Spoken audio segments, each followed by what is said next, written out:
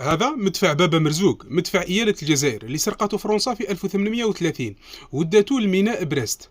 وكما نشوفوا ديك بلاد الغال يعفس على هذا المدفع.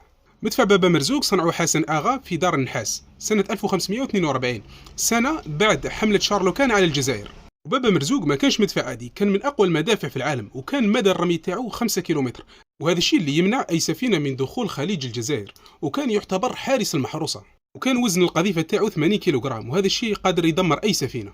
وكره فرنسا لهذا المدفع جاية من حادثة رمي القنصل في 1683 بسبب حملة قام بها لويس الرابع عشر بقيادة إبراهام دوكين على مدينة الجزائر. وبعد ما داي حسين ميزومورتو كما كانوا يسموه الإسبانيين والإيطاليين آنذاك، فاق باللي القنصل راه يعطي معلومات للحملة الفرنسية. وفي نفس الوقت كان الأسطول الفرنسي يقصف في مدينة الجزائر بالبومبات. داي ميزومورتو ما كانش يقصر، قال للفرنسيين يا تحبسوا القصف على مدينة الجزائر يا نرمي لكم الفرنسيين بالمدفع. وبالفعل ارمى لهم القنصل بالمدفع. ورمي القنصل لو بير لوفاشي ما كانتش المرة الوحيدة، إنما تم رمي قنصل آخر سنة 1688.